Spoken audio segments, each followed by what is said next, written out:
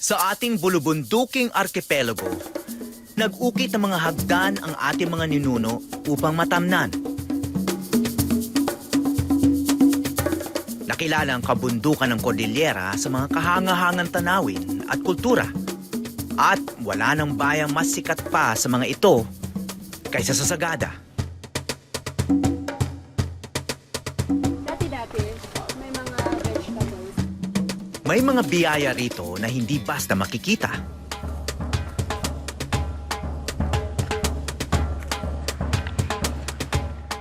So iba talaga yung lasa niyan. Magandang lasa daw. Ito ang mga bungang nagpasikat sa Pilipinas sa buong mundo noong panahon ng Kastila. At hanggang ngayon, ang bunga ay may tuturing daw na ginto ng Sagada.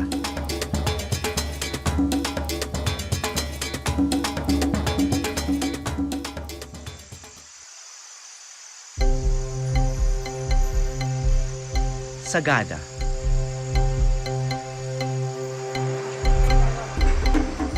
Dekada 80 noong una akong pumunta rito at nagpabalik-balik.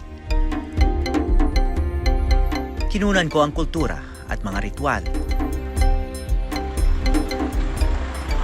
Dati tahimik na komunidad, naging popular ito at ngayon nagta-traffic na rin.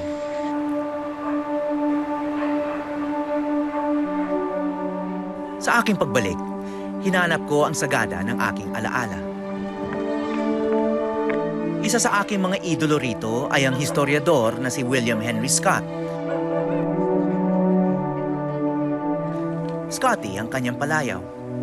Dati siyang principal ng paaralan dito. Tuwing nagpupunta ako rito sa Sagada, nakukumbida ako sa bahay ni Scotty para maghapunan at nagkikwento siya tungkol sa mga nakita niya nakakatawa. Mga ginagawa ng mga politiko sa Maynila. Dekada 90 pa nang pumanaw si Scotty.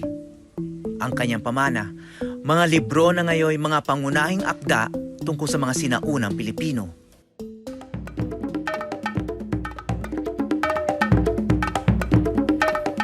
Sampung taon nang nakalipas nang huli akong dumayo sa Sagada. Downhill tayo. Yes, downhill na.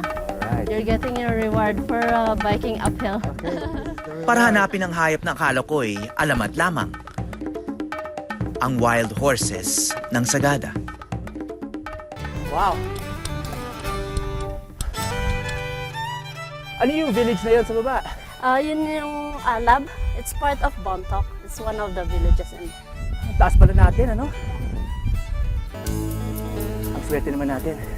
We are lucky, yeah. Pagdating natin dito, nagpakita kaagad yung 5 wild horses na hinahanap namin.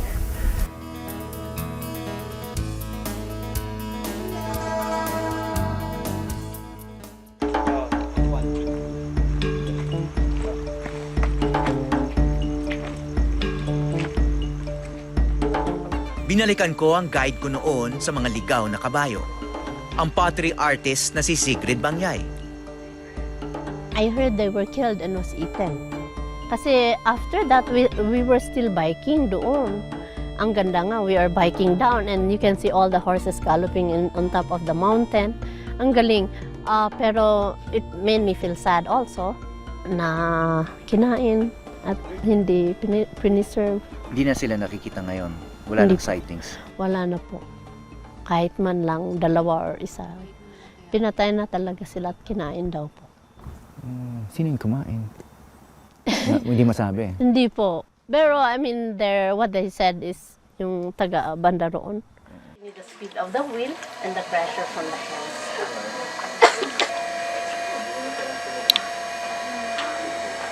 Tubong Sagada si Sigrid. Sa Baguio siya nagkolehiyo, ngunit pinili niyang bumalik sa Sagada. I have kids who will grow up. This is a safer place for them. I think it's more healthy. But at least there's rivers, there's mountain that I can bring them to distract them from the technology or from the gadgets. Bukod sa mga lumang traditions dito sa Sagada, ngayon may pottery tradition na rin. Ano? Opo. Sagada has become known for pottery. Yes, opo. We are lucky. Not every potter can find clay that can be used So we're just lucky geographically that there is clay in town. So bagay po. Right now po, mas malakas ang pressure sa loob na kamay. Pushing it out, supporting sa kanang kamay po. Here in the middle, pressure from my right, pushing it inwards. Marami ng hanap buhay ang namamayagpag sa Sagada. Then outwards po ulit sa pinakataas to make a flower vase.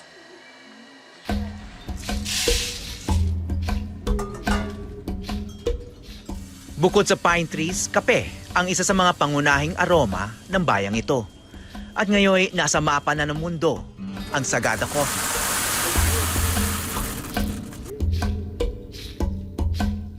Sa Banas Cafe sa poblasyon, matitikman ang isang kape na sumikat na sa ibayong dagat. Ginawaran ito noong 2017 ng Medal Gourmet sa Paris, France, isang mataas na parangal sa International Contest of Coffees. Produkto ito ni Goad Sibayan. It was not a one-day affair. It took. It was a long It's a long preparation. That they were proving something na pwede pala yung sa atin mismo sa Pilipinas, we can have competitive, good, really good coffee sa ibang mga bansa. Parang ganun. Yung super saya nila. Kapapanalo lang ni Goad nang atakihin siya sa puso at namatay. It was parang what do you call that one? Anticlimactic?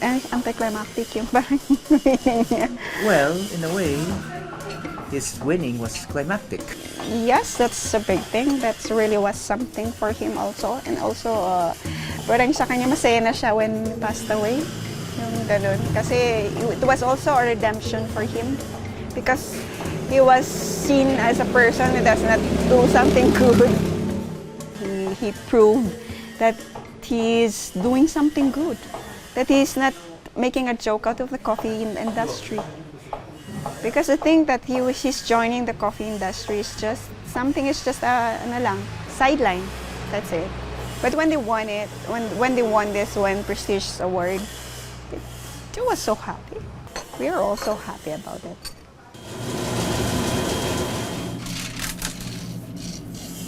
Ngayon si Melay na, ang kanyang byuda, ang solo nagtataguyod ng kapihan na itinuyo ng kanyang asawa.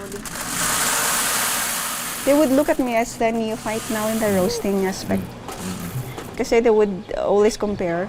They're looking at me if I can be as good, maybe as good, maybe not as better, maybe as good as he was. Panahon pa raw ng Kastila, nagtatanim na ng kape sa Sagada. Ngayon, may Coffee Heritage Project, isang non-profit na tumutulong sa mga magsasaka ng kape. Paano naman siya humahawak? Sinamahan kami ni John Batara, Development Officer ng Coffee Heritage Project. Sa tahanan ng mag-asawang may mga punong kape na 100 taon na.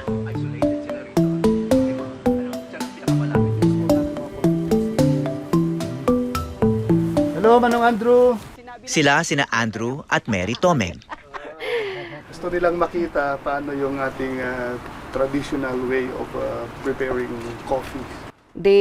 Bali, itong coffee, parchment. Di ba dry na siya? Fill it. So may hulls pa to? Yes, may sir. mga balat pa? Oo, So, yun ang kailangan hal. so yung beans ang nasa loob pa nito? Opo. Nabibilang ang mag-asawa sa mga partner na magsasaka ng Coffee Heritage Project.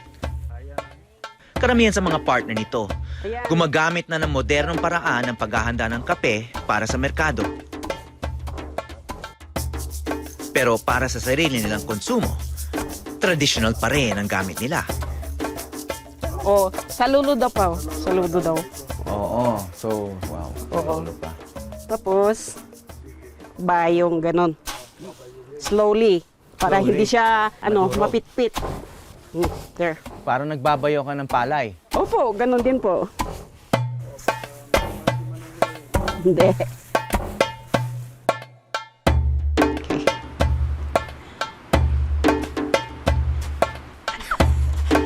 Kailan ba laksan? Konti. Matapos bayuhin, tatahipin naman. Ihiwalay ang buto ng kape sa balat nito. Gamit ang bilao, katulad din ng sa palay.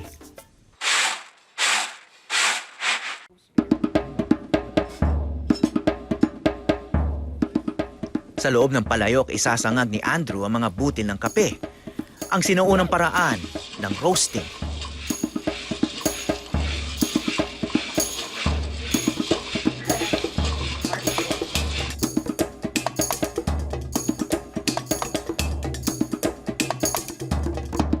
Ang inaakit ko ngayon ay isang punong Arabica typica na mahigit 100 taon na raw.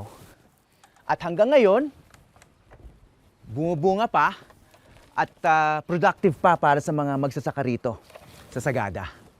Pero sa isang iglap, maaring matumba tulad ng nangyari dito sa aking likuran na tinumba ng bagyong Ompong noong Setyembre.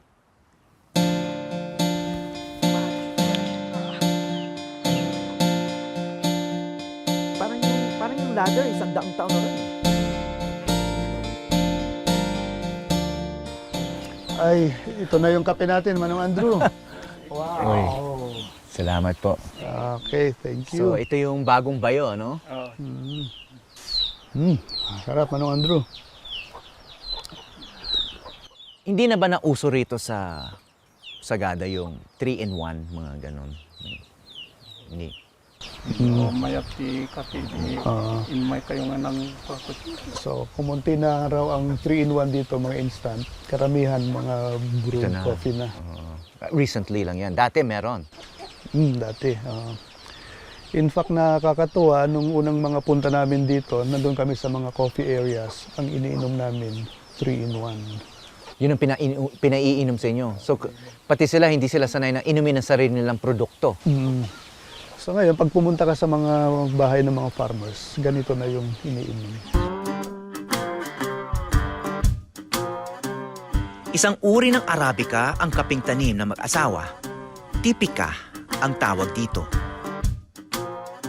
Itinuturing itong heirloom variety na nais payabungin ng Coffee Heritage Project. Ang tipika kasi, so isa siya sa pinakamasarap na kape sa buong mundo. Ano, in fact, isa siya sa the best, sabi nga nila. So nung ma-discover namin, malaman namin yung source ng tipika, ito yung gusto naming i-propagate. Well, ang tipika, batay sa pagkaalam namin, ito ay tinanim pa noon, panahon ng Kastila. So, nagkataon na yung dala ng mga Kastila, siya rin yung high quality na kape. Kasi yung tipika, ito, ang nag-originate ito dun sa Ethiopia. Ethiopia. Which is the origin of coffee Origin daw. of coffee.